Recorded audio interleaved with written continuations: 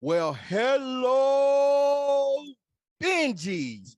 Welcome, welcome, welcome to the BingeWorthy podcast, part of the Geekish Network. I'm your boy, Johnny Randolph, or you can just call me Randy. And tonight, we've got an all-star cast of heavy hitters. So, I am going to take a moment and let these phenomenal guests introduce themselves. We're going to start here with our local superstar, Miss Courtney Scott Wright. Tell the people who you are. Hello, hello. I am Courtney Wright, and I'm an actor, writer. Y'all know me. It's all good. Star Wars fanatic, as I sit here with my stormtroopers looking for my lightsaber. All right. So we're going to move over to, he's kind of a guest, but he's kind of family at this point too. So Travis, tell the people who you are, man. What's happening? My name is Travis Williams. I am a game designer and a game producer as well. This is year 33 for me, making games. Made old school tabletop RPGs in the beginning, and now I run production for VR. So I'm a longtime geek, professional nerd, and I've been on intellectual properties, professionally, like The Matrix and Avatar. So I like to think I'm an informed fan. Talk your ish, man. Talk your ish. All right. So we're going to move over to Andy. Man, tell the people who you are and what you're about. Hello, my name is Andy Lowe. I'm a theater director, producer, casting director, fight choreographer, puppeteer, and other random stuff. But I am here part of the Geekish Network, representing the Pod Squadron podcast that normally is on Monday nights, here with Lexi. All right. So Lexi, bring us all home. Tell the people who you are and what you represent. Okay, hey everybody. I'm just gonna edit down and say I'm a multidisciplinary artist. I've got a background in directing and have been working a lot on live events for the past 8 years. And I'm also a death walker in training. And you guys can just Google death walker profession if you get super curious and want to know what that is. I'm going to have to remember that. A death walker. I like it. I like it. I would just like to take a moment. Well, sorry, you didn't. No, go ahead. Go ahead, Courtney. No, you didn't. Oh, yeah, I guess you did.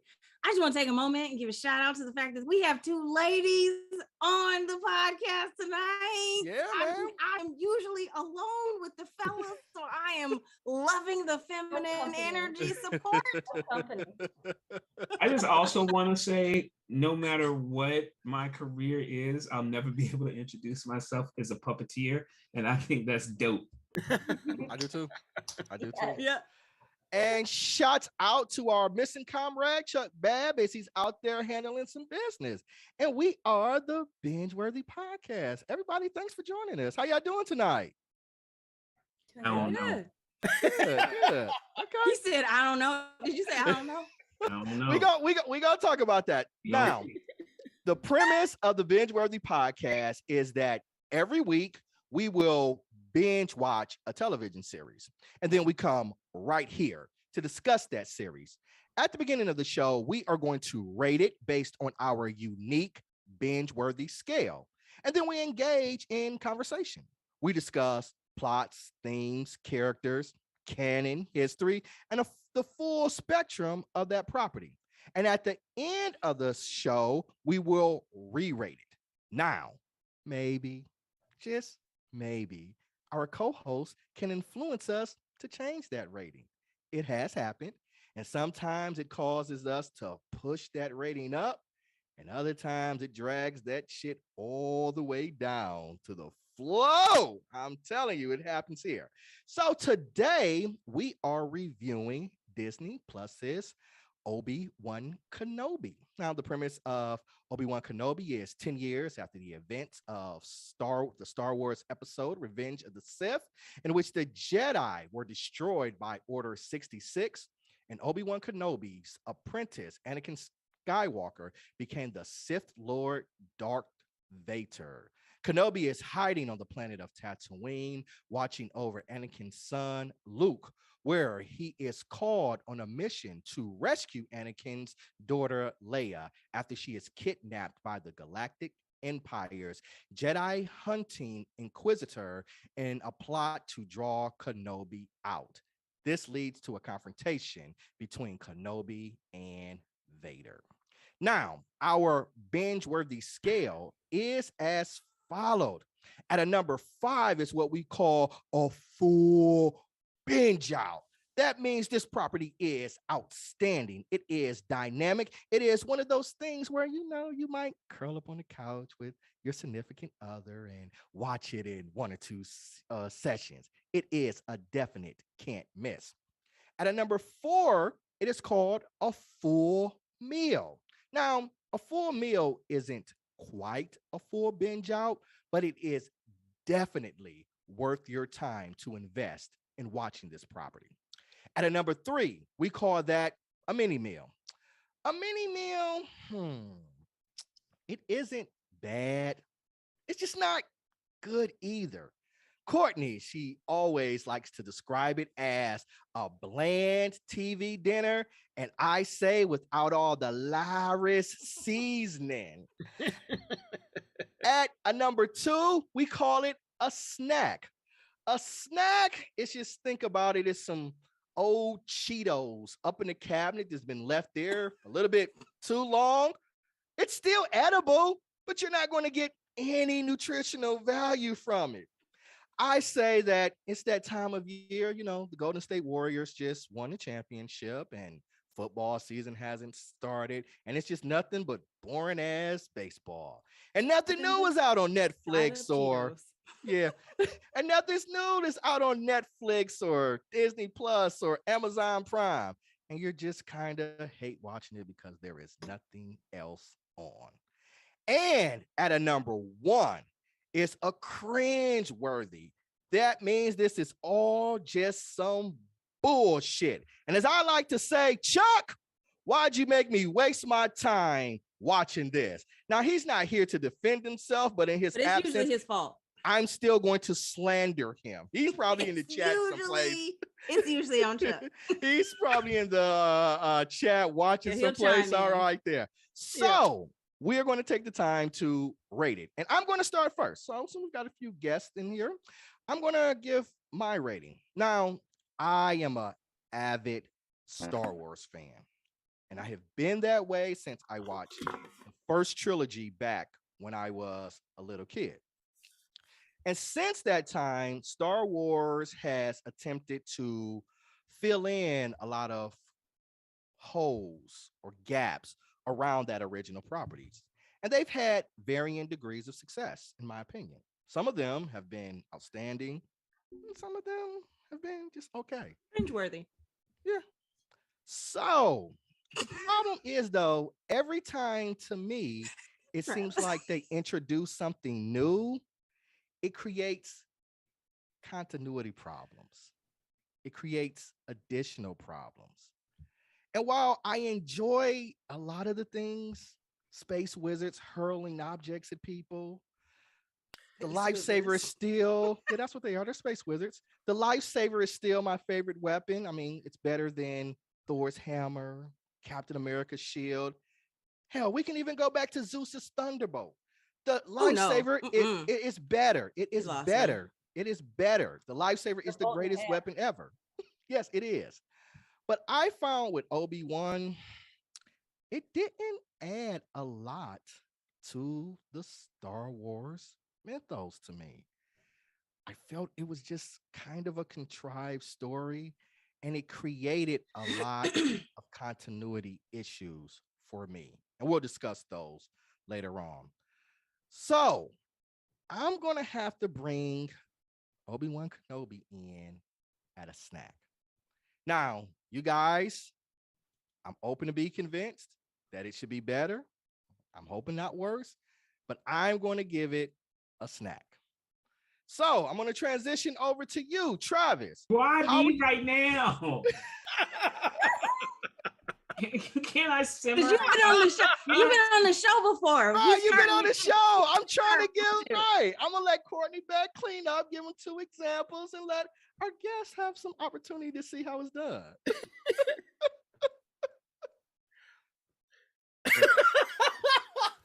Look,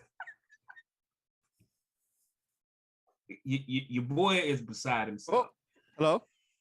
You know, he's beside himself here. Can you guys hear me? We can Yeah. hear you. Can Yeah, you we hear can us? hear you, Randy. We got you. Yeah, You can't hear us. you can't hear us. We can hear you though, Randy. So while ahead. Randy Go fixes ahead. his audio, Yeah. look, I've got questions.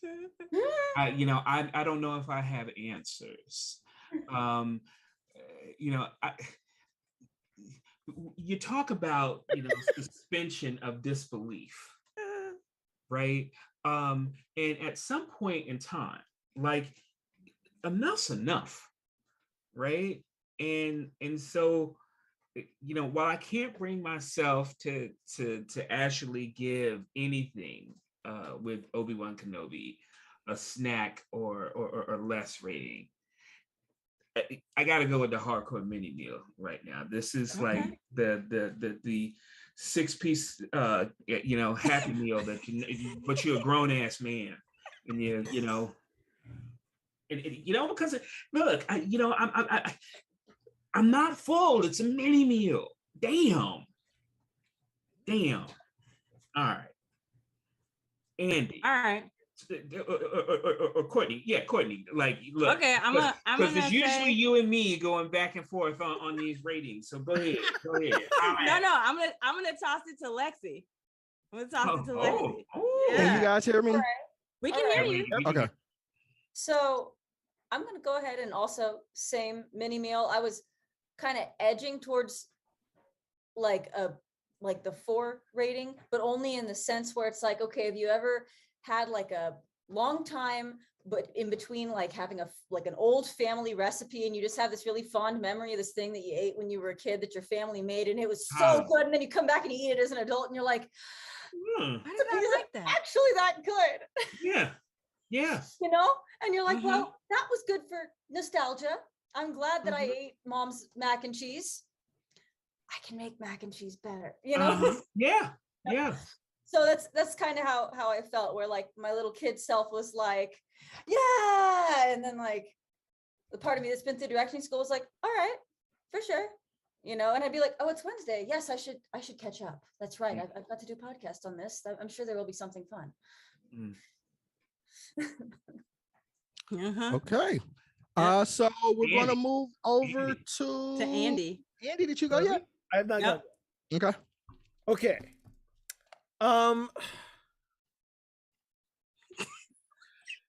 Jesus is watching. You know what? Okay. Face Jesus, Obi-Wan's watching. Obi-Wan is watching. Face Jesus. I am. Okay, so I'm going to preface this also in a similar way apologizing? that Johnny did. I was born, a couple years before the original film came out, and I grew up with the original trilogy. And when the prequels came out, I gotta say, there were cool moments, and then there were parts that I felt very betrayed. And it honestly wasn't until, in more recent years, a particular friend who, some of us here know, Benjamin Johnson, also used to work in the video game industry and stuff, who kind of talked me through things in the prequel era, that I started to give things a chance, right? And then you add on top of that, we passed like the anniversary where the people who grew up with the prequels are speaking its praises, and you have a lot of really great material that Dave Filoni has filled in blanks and honestly made the prequels better. So I do approach this very much with a buffer, where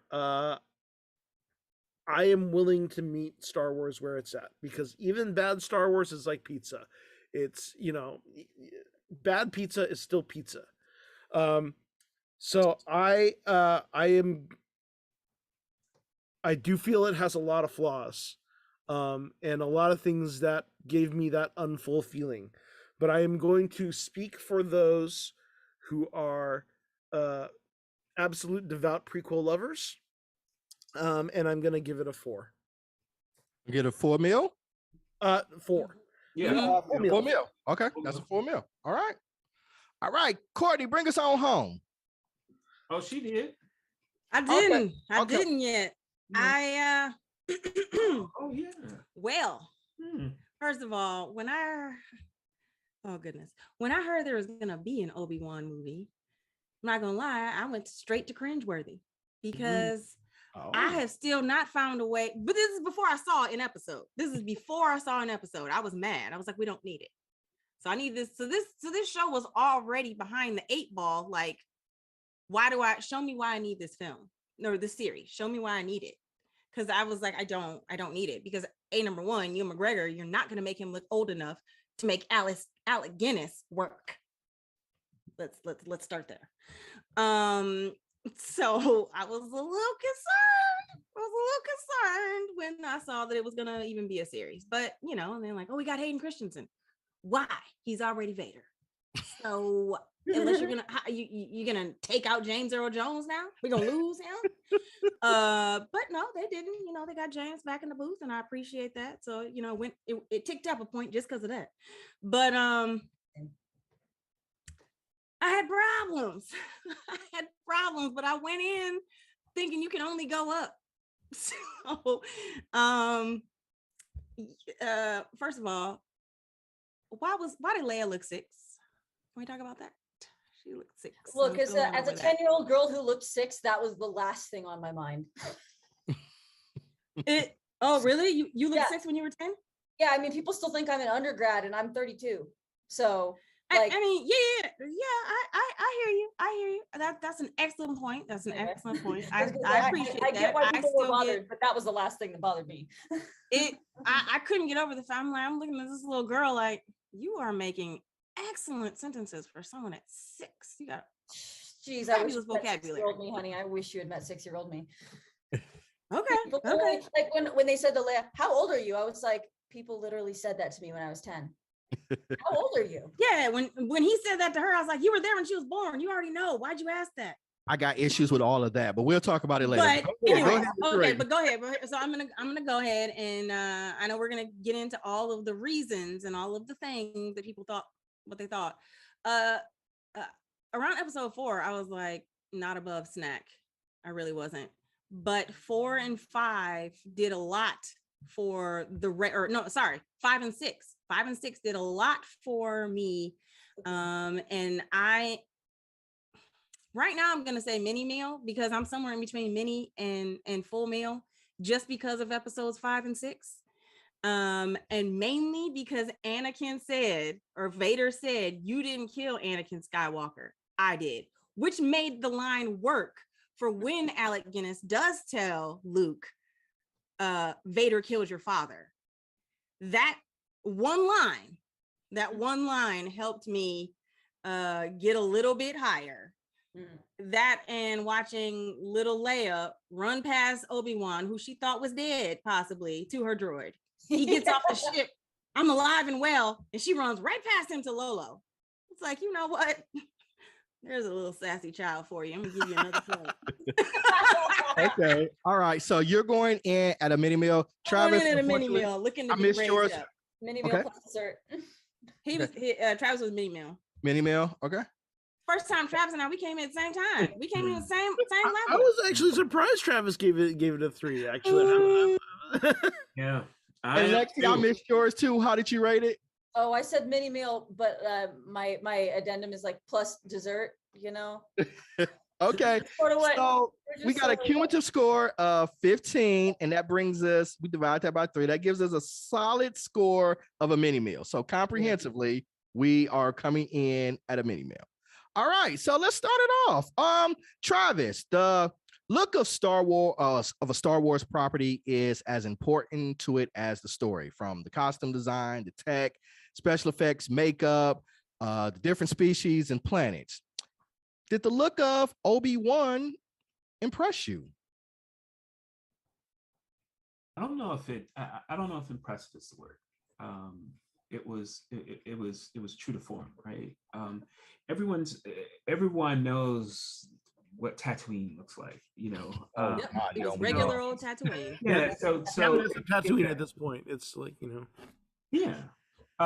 So it was good to go to a new place. But yeah, aesthetically, I almost never have a problem with Star Wars aesthetics. They have some of the best production designers in the business. So if there's anything I can universally say, nah, you're winning. It's on the aesthetic side as far as Star Wars is concerned. Even Book of Boba Fett, which I was like, aesthetically was true. Okay, so Lexi, how do you feel? What did the look of Obi-Wan impress you? I thought that the first thing that hit me was I went, oh, they really went a little harder for the prequels in this. And I thought that was really good for like a bit of a visual continuity, where it reminded me a little bit more the like lighting that they used. And I'd have to really go back again. But I feel like there were some things that they did where they really tried to keep it in that looking more like the prequels than anything else. And I thought that worked really well because it was a continuation of those stories. Okay. All right. Courtney, you touched on it just a little bit. You talked about Ian McGregor was back and Hayden Christensen was back, and we had some other familiar faces along with some new ones. How did you think what did you think of the overall casting and the quality of the acting for Obi-Wan? Overall, the acting, I can't really knock the acting. I thought everybody did a fantastic job. I was really is it Joel Edgerton? No, that's not Joel Edgerton. Who played? Was it him? It was him who played Uncle Owen. Mm-hmm. Okay, he I gotta say, he was probably my favorite. He did such a good job. Him giving a really genuine performance from him, but also you can see him taking on affectations to bridge to the other actor in the original. I mean, it was quite lovely. Exactly. Yeah, I thought it was so lovely. And to see, honestly, Aunt Beru, that was the best their house has ever looked in any of the movies and episodes. That is the best that little igloo has looked. They had like different rooms, you know. It looked like they cleaned up the sand a little bit. I don't even know how you do that, but like Aunt Beru came out and was like, "Yo, I've been planning for this." Pulled out some guns. I was like, "You better go ahead, Aunt Beru." Beru had the full-on repeater, man. She was like, she wasn't playing. She came with it. So I thought the acting was really well done. I believed everybody. I was a little concerned about Ewan McGregor in the first episode when he was going to his like regular day job, because he was just boring. I mean, he was just so boring.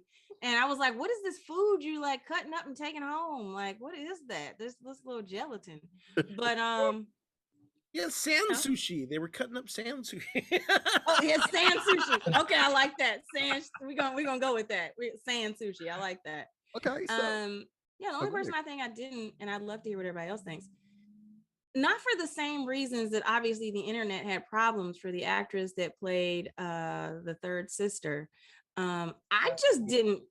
I think she came alive for me, I guess, in that last episode, that she was the most interesting, because before that, I was like, I don't like you just because of you, not because of anything else that anybody else. And I know I'm not necessarily supposed to like you, but I figured out your story in your first episode, and you just didn't make me want to like love to hate you. You know what I mean? Like we all love to hate Vader, but she was just meh. I feel like she was suffering a bit from like Hayden Christensen syndrome, like in the prequels, where sometimes they would give him these really strong reactions to things but not fill in the gaps, and so he as an actor was trying to fill in the gaps with few lines that he's given, and it just didn't always land. And I got that sense for the first 4 episodes. And then the 5th and the 6th, like when she finally gets that moment on the other side of the door with him, and I was like, there it is, there it is, there it is. And we're going to talk about that. So to me, it makes it sound like you all are saying she had to overcome a lot of bad writing. Oh man, yeah, hats off to her for that. I've never seen. I didn't expect, I didn't expect them to give her enough. I was like, man, I hope they give her enough to turn it around, and they gave her enough to turn it around enough that I'm like, okay, I'm getting a new puppy.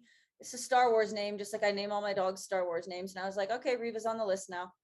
You know, I mean, I'm gonna say, but only because episodes 5 and 6. It's like I feel.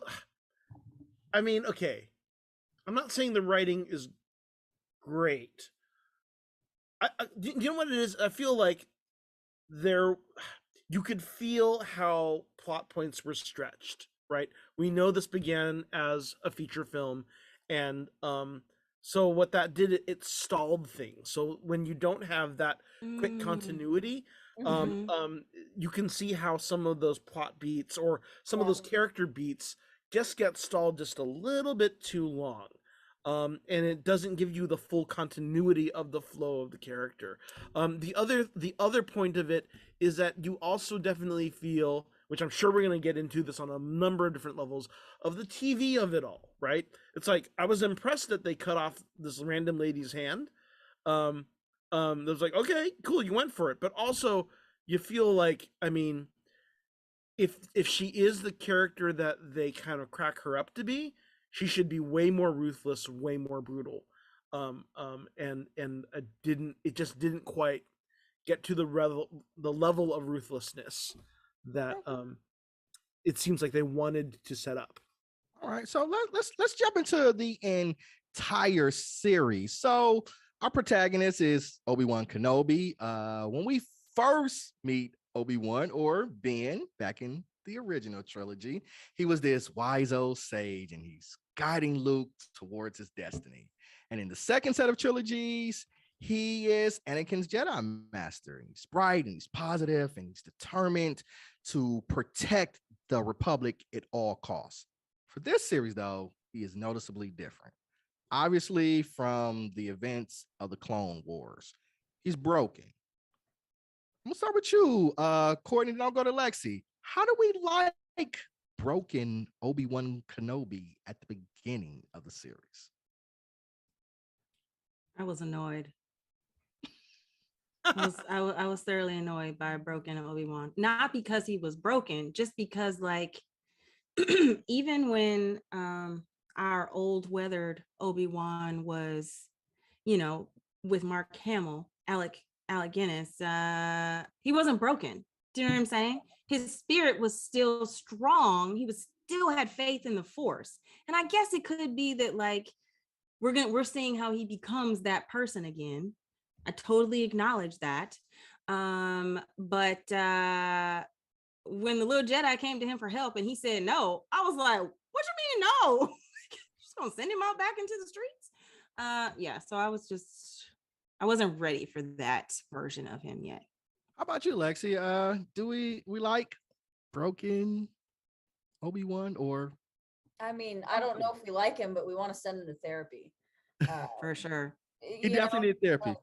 He needed a hug. It just is, yeah, as somebody who, like, done a little recent rewatch of Clone Wars, you see, like, just even with the animated series, you see echoes of that in there, where he's like starting to develop his own kind of little PTSD thing going on. And I actually, I don't know if I enjoyed him like that. I was frustrated with him, like, get your head out of your ass. But at the same time, I went, okay, would I be more annoyed if they just had him walk in the first episode, and be like, hello there? And I really would have been way more annoyed if the war hadn't affected him at all. Like, Anakin was his brother, was his little brother, and he's like, the man is traumatized. And 10 years, sure, that does seem like a long time. A long time. But he's had zero support systems. He's just been And cutting fan look, sushi. it's like, it took me 5 years to get my head on straight from a traumatic breakup, and I had support. Now he's been out in the middle of the desert and his whole world is gone. So I can understand why he hasn't just picked himself up by his bootstraps. And so I enjoyed seeing him find his way back to himself, even if I didn't enjoy who he was before. I was like, okay, good, move, yes, learn, yes, grow, yes, heal, come on. But I thought 10 years was just too long. I'm sorry. He had a mission too. It wasn't like he was just there to, I don't know, to heal. He literally had a mission. There was an objective for him to be there. He was guarding the potential savior. And I'll give you 2 years. I'll give you 3 years. But at some point, man, we got to start turning the corner. I had a real problem with 10 years out there on that horrible planet of Tatooine. If Luke did run into some problems, like what happened to his mother, like what happened to Anakin's mother, Obi-Wan would be useless to help him. So I had a problem with that whole 10-year atrophy that he was just sitting out there trying to find himself. That's just my opinion. I don't know if I liked that it was 10 years, but the whole, yeah, I thought 10 was too long. Hey, you know what? If they had done 6 years, then Leia looking so young would have made sense. Okay.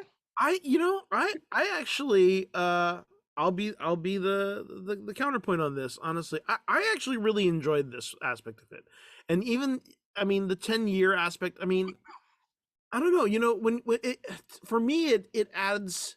It's kind of like the whole George Lucas of it all. It adds kind of world building and texture, right? Where we previously we have seen all the Jedi lived in this palace.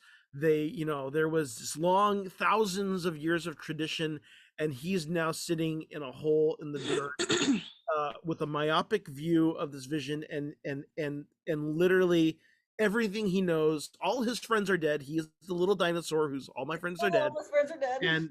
And the entire world order, universe order, is gone. And the mission becomes almost like a myopic view of his penance. I also really appreciated his performance in that you can see him bearing the guilt of I'm the one who trained Anakin.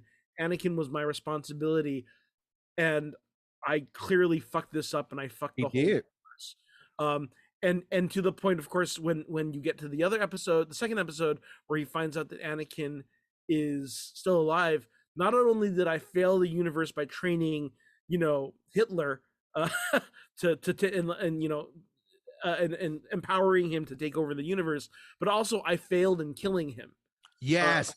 So like the level of panic attack, the level of psychosis, and also kind of watching him see there are other people out there who have not completely lost hope and who are doing things, and that he's not as alone as he feels like he is.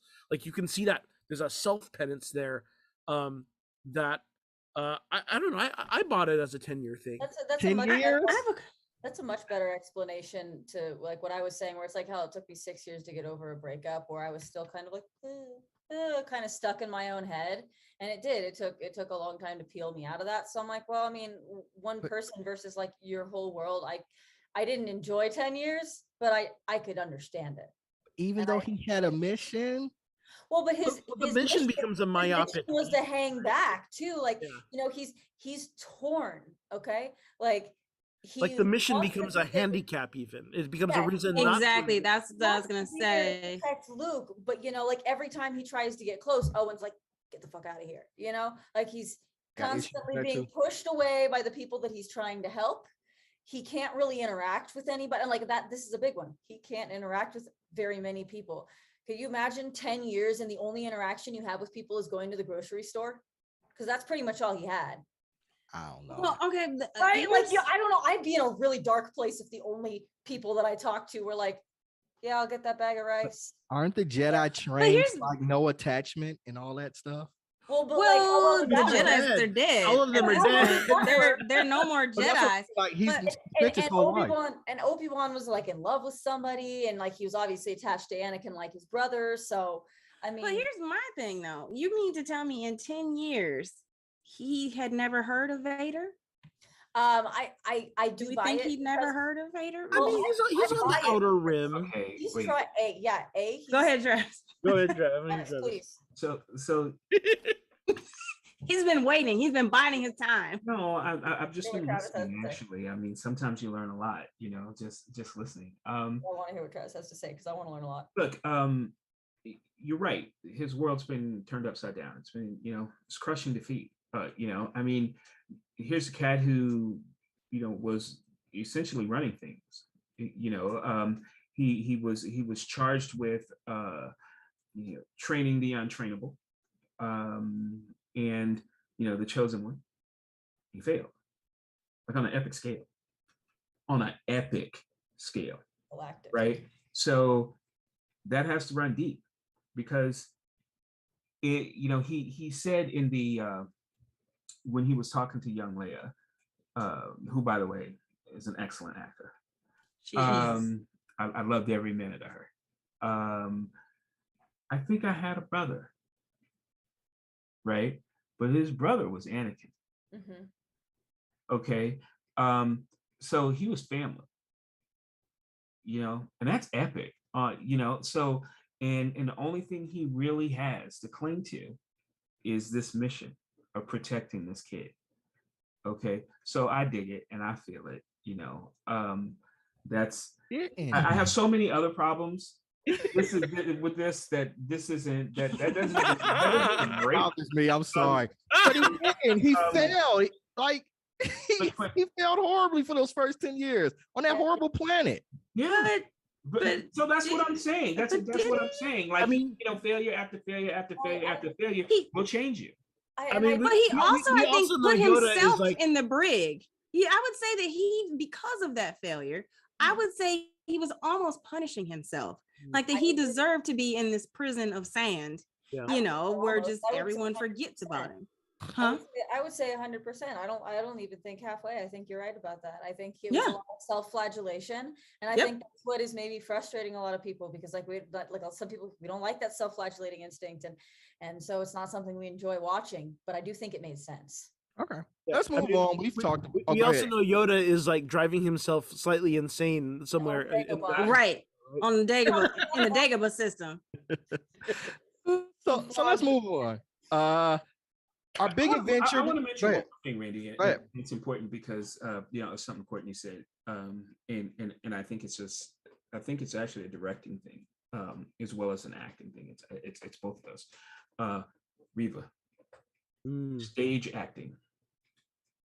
She is not motion picture acting, and so if you actually go back and look at her scenes again, right, and put her on a stage.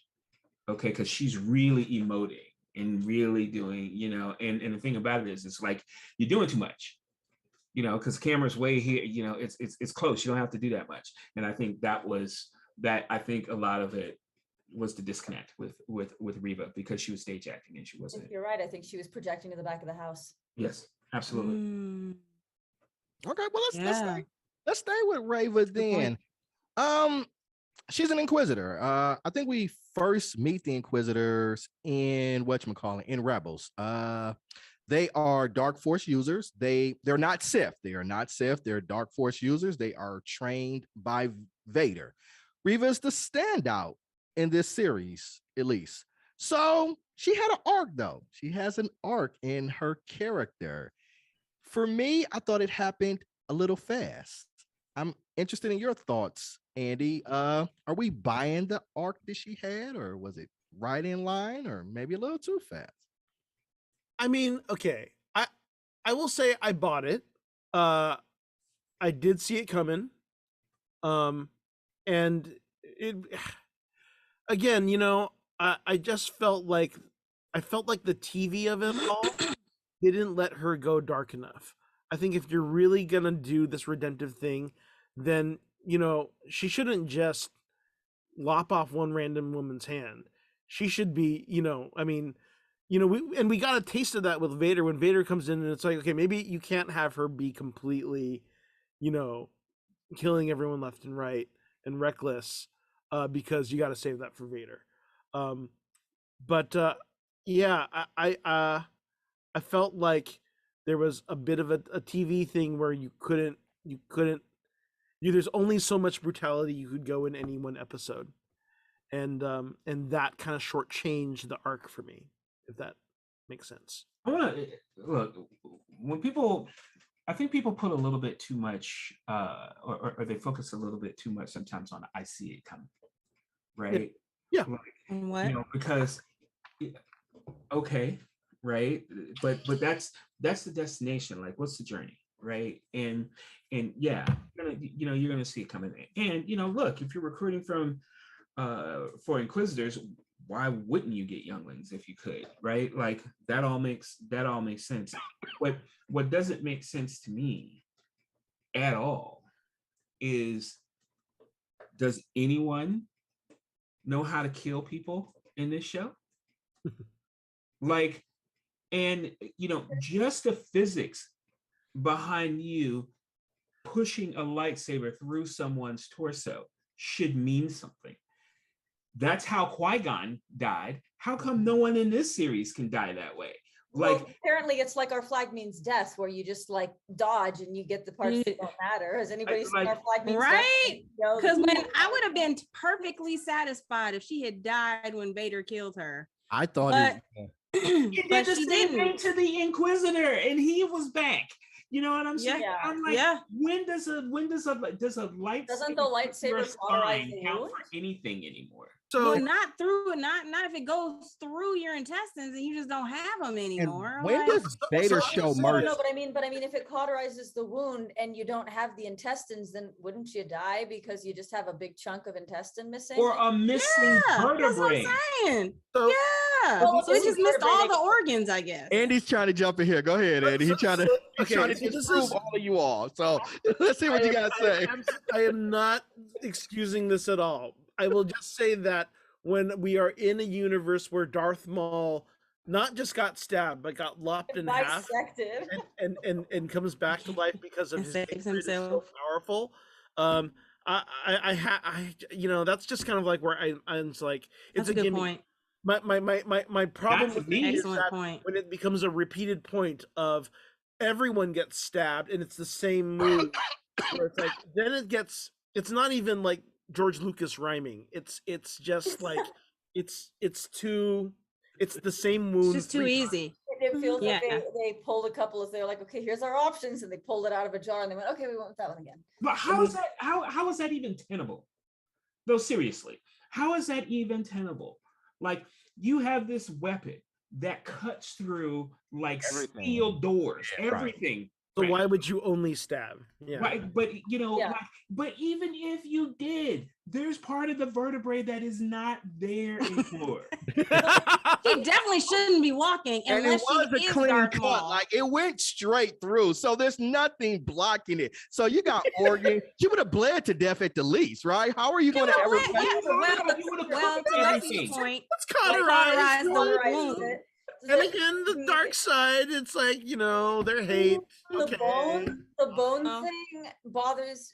The bone thing I don't like care as much about, because I can believe with like all the space tech that they could replace the bones, but like the internal organs are a little harder. Oh yeah, you think about what was it? What was it? Let's go with that. Got the Boba Fett when you got the mechs or whatever, because Fennec, they shot through her and they gave her like some metal torso. Maybe she went and found somebody and got like souped up a little bit, and then she went on her way. My thoughts for the end of like I would believe that under a couple conditions here.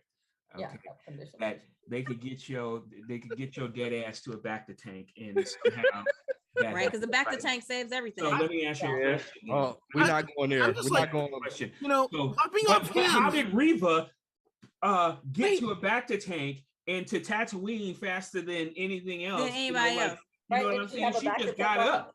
I did have the thought when she's on Tatooine, and of course she doesn't kill Luke. It's like, okay, so then if she let go of her hate, does she immediately just die right there? Shouldn't she just, when she lets go of her hate? You can heal yourself. I get that. The dark side doesn't carry her.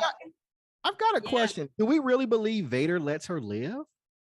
Yeah, I had a problem with that. I had a problem with that. I think if he stabs her to kill her, he just chops off her head and she's gone. I don't see him like, well, she'll be all right. I did enough. I knew who you were, youngling. Right. I knew you from the minute you became an inquisitor.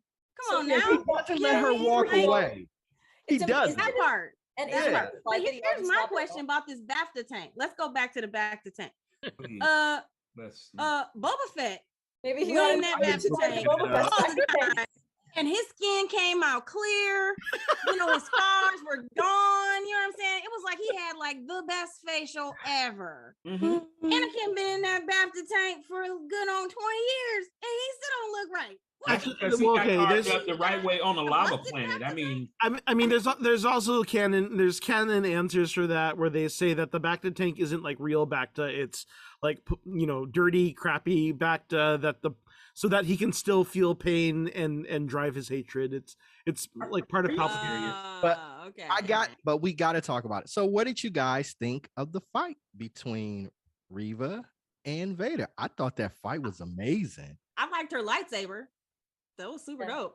Yeah, it's cool seeing the Inquisitor lightsaber in I just thought how Vader controlled it, like he was manipulating her. Very powerful. He didn't even use his lightsaber for the majority of the fight. I was just like, wow. Yeah. He was just like moving side to side. I was like, he is toying with girl, get out of there. He's not even using his saber. You are outclassed. Get the exactly. You just need to run. Like you said, run. You're embarrassing yourself. Like you're embarrassing yourself.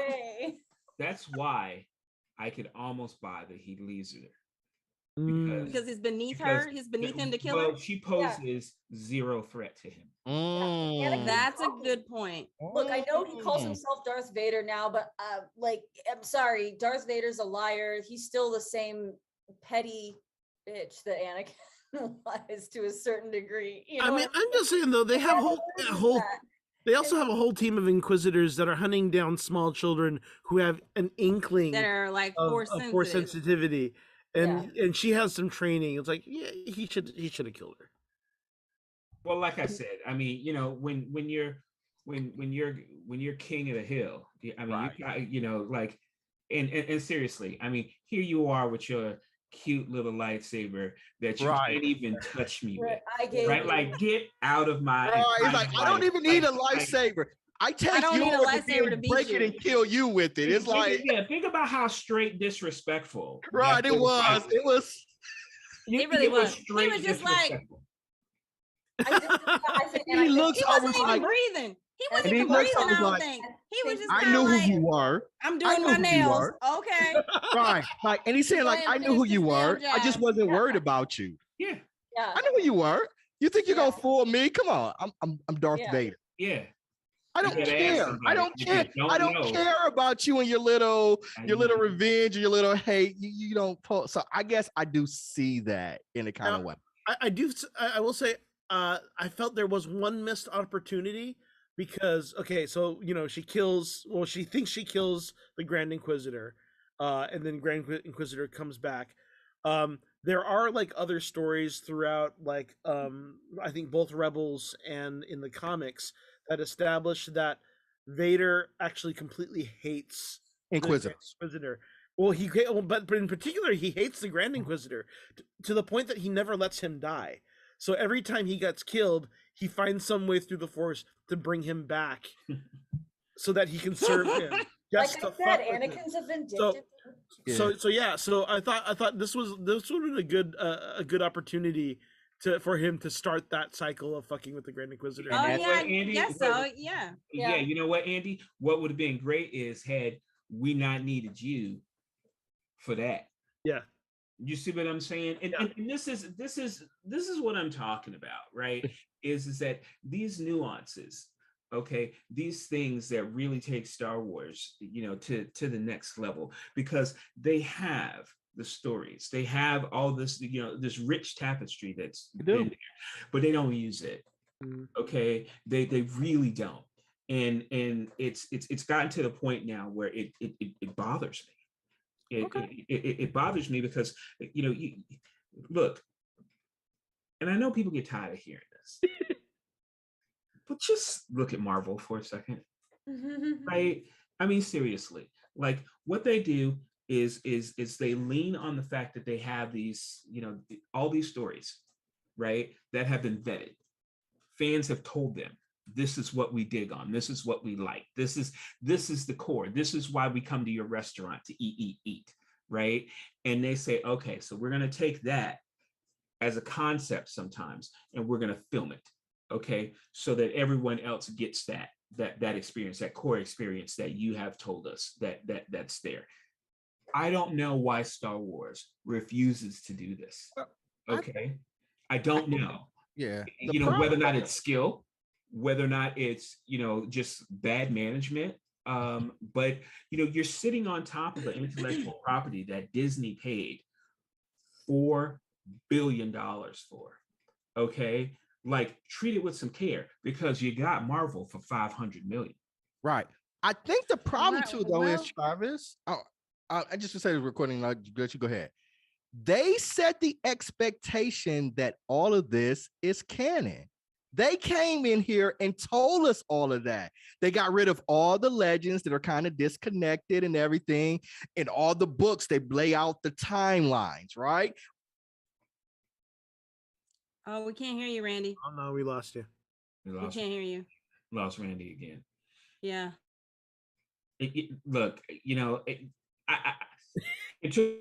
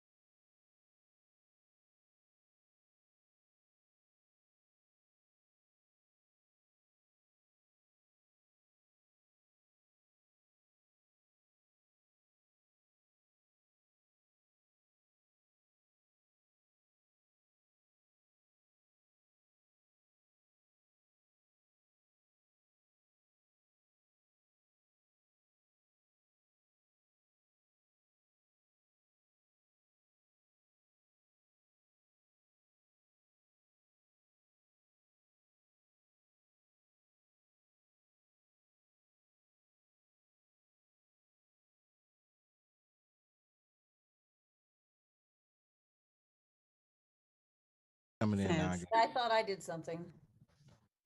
Oh, you didn't do anything. So did I. I was like, oh, because my internet's unstable a lot. So I was like, dang, now I'm frozen. Yeah. Yep. That's why I've been cruising. Telling me right now. Yeah, my Wi-Fi went down, and so I'm running through my hotspot of. Side note to something. Gotcha. Okay. Side note to something you said earlier. We're all like a bunch of old ladies. Like if we hit the button, it's like, what do we do? I was like, I didn't touch anything. I didn't touch anything. Hit this enter button. I'm gonna blow out all the lights in the house. Oh man, are we back online? Are we back live? All right. Okay. Technical difficulties. We are back. Okay. I have no idea where we left off. Go ahead. Let me jump in to Travis's point. What he was saying about them having all of this, abundance of lore and story to pull from. But the problem is that they only are focusing the Star Wars universe is only focusing on the Star Wars or Star Skywalker legacy. They're only focusing on the Skywalker legacy. So when they let go of that and give us some new Jedis or new people to follow, then I think we'll be in a much better place. They just got to be willing to grow. I would love to believe that. I don't think they will. I really would. Okay. And this harkens back to what I think the problem with Star Wars is that they don't accurately define a lot of things.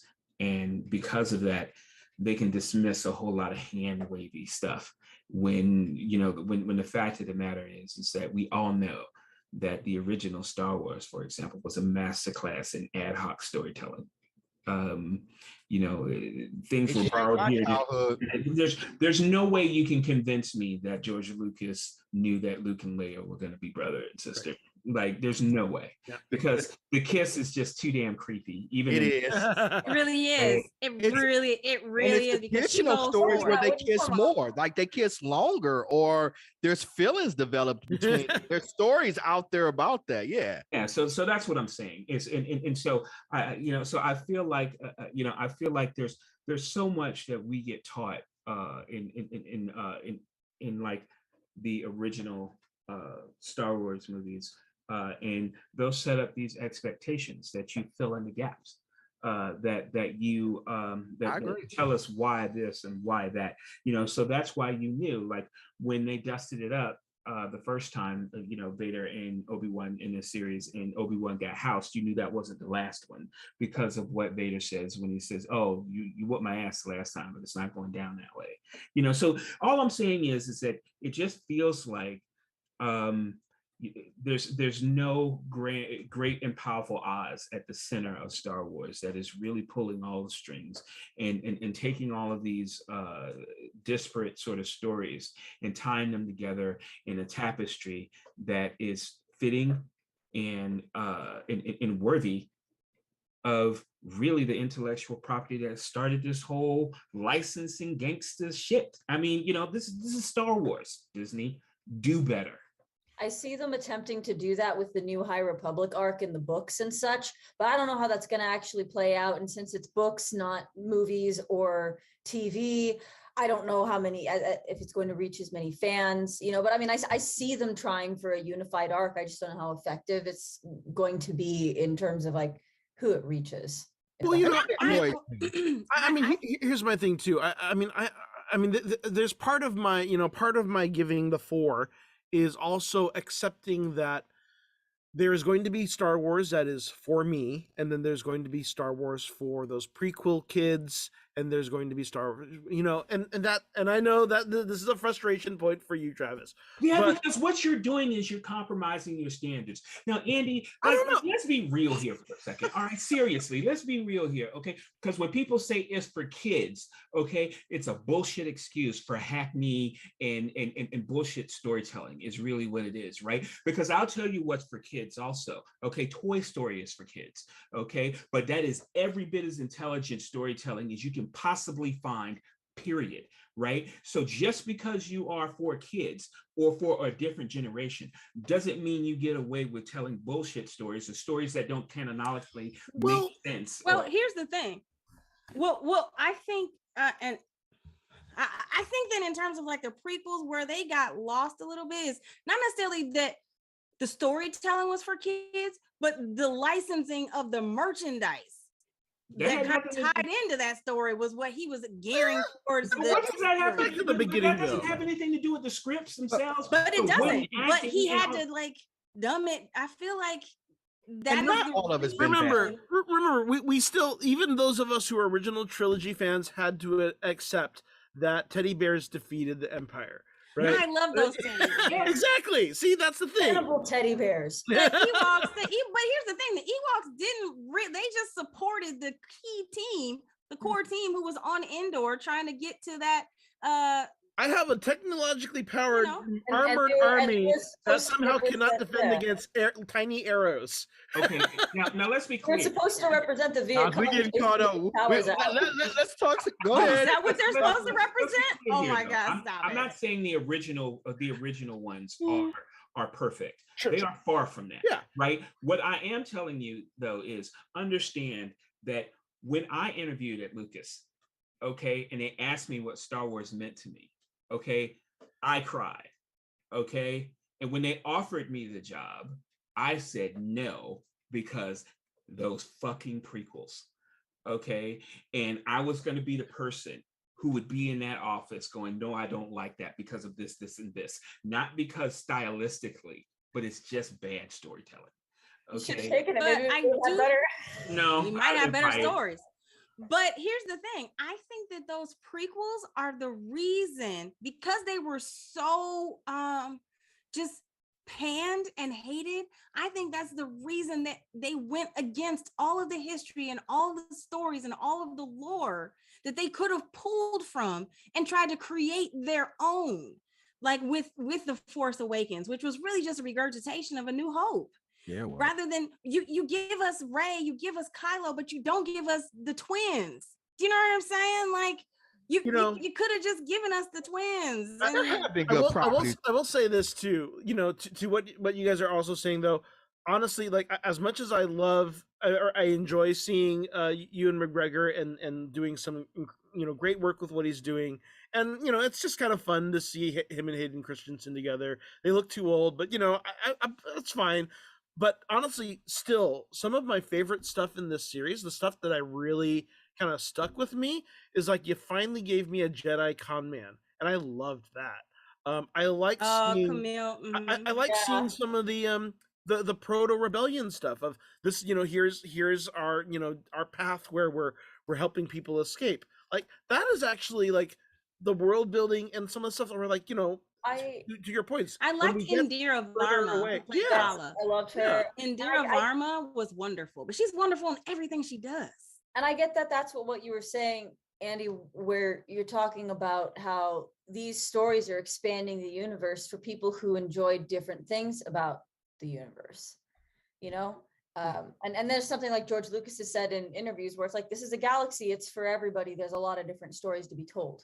And there are good properties. I think Rebels is as good a storytelling as there is. I binge watch Rebels again before I watch Obi-Wan. Season 1 is a little rough, but yes, it's just. I thought it's great, and I think the Bad Batch is awesome too. And Clone Wars saved my love after the prequels of Star Wars. I'm on season 5 of the Clone Wars. Yeah, I haven't been watching them. The prequels at all, because before I was just kind of like, So we do have good projects. Clone Wars, Rebels, Bad Batch, and The Mandalorian are all outstanding. So Mandalorian, and I mean, for my personal money, is like the best, most Star Wars yes. since Star Wars, and then that has a lot to do with like their whole like just really beautiful blending of like the samurai and Western.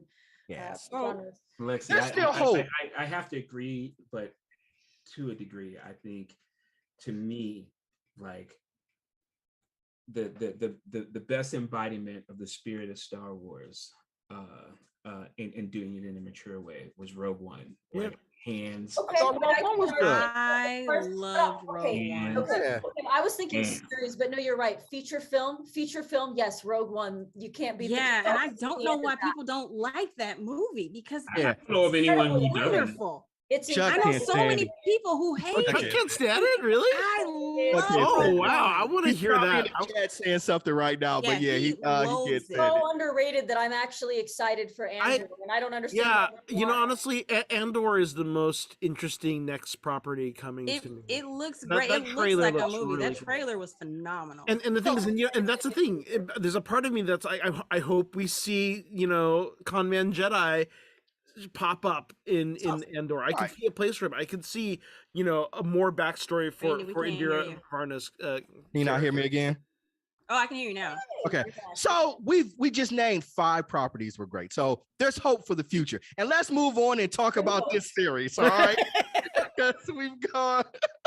I love passionate Star Wars people, so there's still hope. All right, so we Vader and Obi-Wan, they have, I guess, what, their third duel that we know about?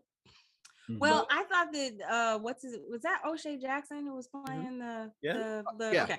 I thought he had an excellent statement when Obi-Wan Kenobi was trying to leave in order, like he just wants me. He was like, is this really, he's like, we need to save these people. Is this really about you thinking you're saving them, or is this is really just about you and him? The two of you are just making this about you. And I thought that was such a great line that Obi-Wan just totally went over his head. Like, it was very it was very Obi-Wan, like, you know what I mean? It was like there was this level of narcissism between the two of you. Do you all think they're doing right? Do you all think they're trying to make them Batman and the Joker? That was the impression that I got, that they were trying to make between Obi-Wan and Vader. They have this sort of we need each other. I sincerely hope not. But they have this sort of we need each other kind of thing. Like, oh, how many times did Obi-Wan could have killed Vader? And he didn't. And Vader could have easily killed him. And he didn't. It's like they keep coming back to each other. They kind of have this joke. Because Obi-Wan had the high ground again. He had the high ground.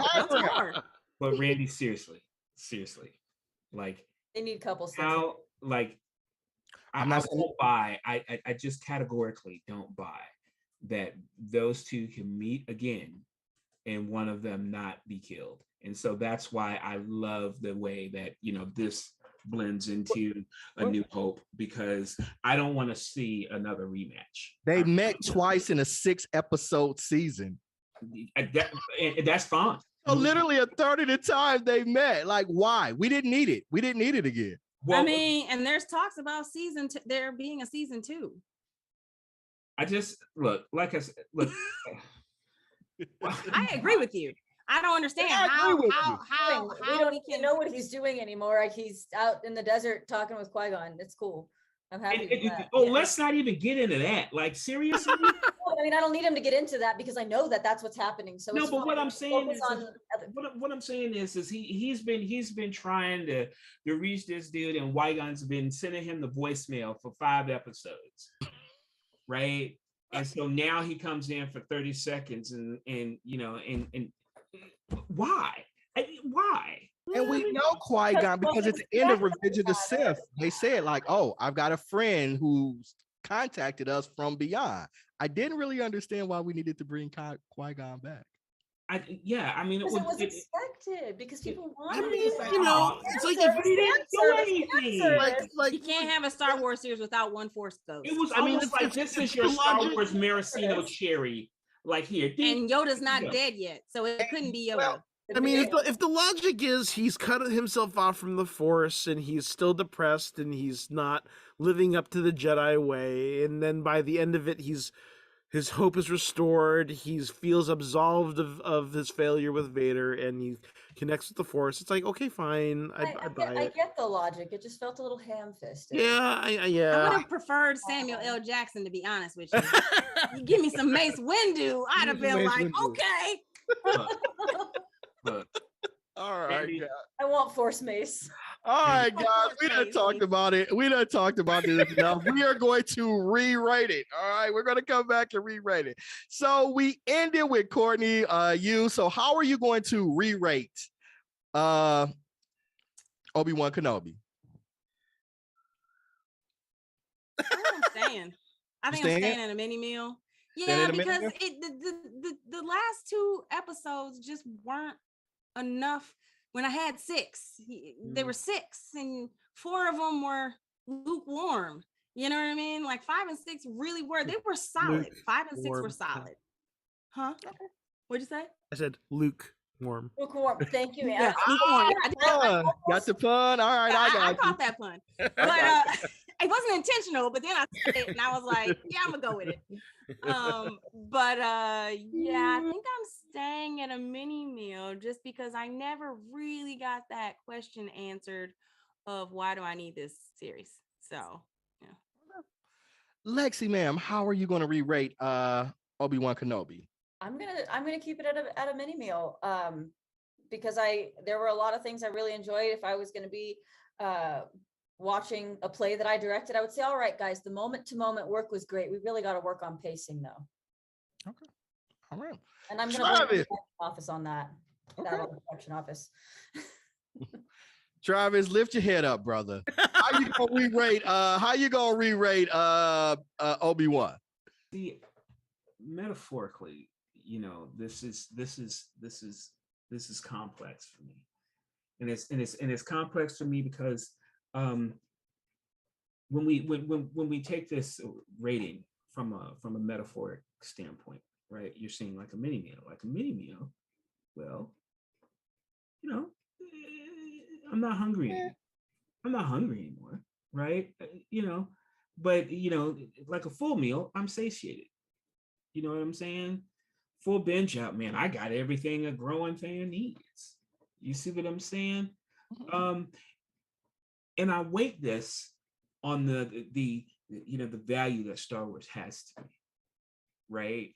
And it's an unfair weighting because I feel like my fingers on the scale because I feel like my Star Wars appetite is more than a common person's is. It is more discerning than the common person is, right? And so that's why I'm at odds, because I feel like I had a snack at Obi-Wan. You see what I said, but at the same time, I feel like there was enough there to qualify as a mini meal. You see what I'm saying? And the reason I'm going to weight towards a mini meal, I even hate the fact that I weighted that way. And I weighted that way because I feel like Star Wars in general takes advantage of my hunger. Oh, okay. You see what I'm saying? That's deep. Mm-hmm. Like an inquisitor. Yeah, and it's sort of that marketing thing where we say we can put crap in a box and they'll buy it, and that's practically true sometimes with Star Wars, because we will, at least the initial one. Yeah, we will. And finally, and unfortunately, I'm not going to take my own advice, right? Because when people vote with their dollars, okay, and I'm going to keep eating Star Wars, meals, mini meal snacks, and whatever. And until we as fans demand better, we will continue to get this, right? And so I'm still saying mini meal, but in my heart, it's a snack. I need one of them though, brother. So we're going with mini meal or snack. Look, you know what? I gotta follow my heart, so I'm gonna snack it out there. All right, snack. All right. I'm gonna keep mine to the snack. And Andy, bring us on home. What? How are you gonna re-rate Obi-Wan? I have to reflect that as much as I gave a caveat, there's a lot of things that I did enjoy and had a lot of fun with. But I think I'm gonna have to drop it down. Okay. So I am gonna go down to mini meal. And that is with the caveat that I do think there are a lot of people that are gonna love this, and it's going to speak to them, and it's gonna bridge. There are people who love those prequels, and it's gonna give them what they want, and it's gonna feed on their nostalgia because Ewan McGregor and Hayden Christensen are their heroes, and and I'm glad they have that. But yeah, I mean, I enjoyed that last fight, but it wasn't. It didn't. Yeah, I mean, I feel it. It's like it is a thing, and it's telling when the things that I really got excited the most about were not the main characters of this. So in the context of that, yeah, dropping down. Okay, so you went with a mini meal. That gives us a cumulative score of 2.6. We'll do some old school rounding, and we'll still round it up to a mini meal. So Star Wars, Obi-Wan Kenobi, we get still pizza. Still a mini meal. I'll tell you, my favorite part of the duel was just from like stage combat. Somebody who used to do fencing, was the part where Vader force blocks his saber and he is able to just spin around behind his back. Like I watched that a couple times and I was like, oh yeah, that makes sense. That was smooth. That's the old Clone Wars Obi-Wan. I know you. Can I tell you, Lexi, like the thing that I like the most about that epic fight was something that, according to canon, is not supposed to happen, which is Jedi using the Force to attack you. Oh yeah. Right? Wait, what? Jedi using the Force to attack? Throwing a bunch of rocks at Rocks and the Yeah. How is that? How is that? Materially any different from shocking you with a lightning bolt? It's not, because you're dead either way. That's why in my head I call this episode Obi-Wan went full mama bear. Or Obi-Wan gets his mojo back. Yeah, baby. He got his swagger back. So you see what I mean? Baby. Hello there. Mm-hmm. Miss Lexi, you got any parting words before we head out, ma'am? Oh boy. I mean, you guys did such a good job of kind of going through everything I had. I really know. Obi-Wan went full mama bear. There. That's it. Obi-Wan went full mama bear. Awesome. Travis, you got any parting words before we head out, sir? Let's do better, Star Wars. Like, and I'm not, look, I know it's funny to say. It is. Okay. But, look, you have all kinds of fans. You really do. Andy, you said you were small when Star Wars came out. It is the first movie that I can remember seeing because I was 6. And it changed my life profoundly. I would not be the person who I am. I would not be in the profession that I am were it not for Star Wars. So I owe Star Wars a lot. Okay. And I just want them to be better. I really, really do. They have every reason and right to be. And, treat this with, the respect that it deserves. Because, there's generations upon generations of storytellers that are counting on you to do so. I amend what I just said a little bit because you brought something up. Okay. The thing that it brought up is that for the OG Star Wars fans, the ones who grew up with the original trilogy, that was all you guys had. And so the universe you guys grew up with in Star Wars was much more cohesive in a way where a lot of the new fans that are coming into Star Wars have a lot more material to pull from. And therefore, what's going to be there's so much more variety as to what people's favorite is going to be, what storylines different people, different fans feel like is important. And so I think, I don't entirely disagree with you, but I think that maybe it would behoove them to perhaps put specific teams on specific arcs and keep it that way, rather than this kind of grab bag of what they've been doing. Because then if you had several cohesive arcs, then you could still feed the fans who are into different things without it seeming like so much of a Mad Lib, a Star Wars Mad Lib. Lexi, you're saying exactly what I said. We're in violent agreement. I said do better. I didn't say do different. No. I'm not disagreeing with you at all. Just like a slightly younger, where like the Star Wars that came out when I was a teenager was prequel. Yeah. And so, like more material to pull from, people are going to be focusing on different things. But I mean, I agree. And that's what I mean, expanding on what you said, do better in the sense of make it cohesive, guys. You have a lot to pull from. Don't make it such a freaking Star Wars pinata of like, oh, candy everywhere. Boom. They need a Kevin Feige to be in charge of it. But Mr. Andy, sir, man, you got any parting words before we head out?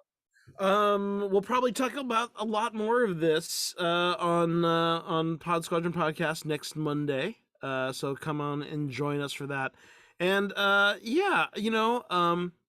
do remember a time when it was 3 years between movies, and you had Splinter of the Mind's Eye, and there weren't even any other books other than Splinter of the Mind's Eye. You had some comics with a cartoon rabbit that was somehow existing amongst Luke Skywalker.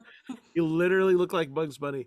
And I remember, when the first Timothy Zahn series came out, and it was books, and I was not much of a reader at the time, but it was exciting to expand the universe and continue and go to new places.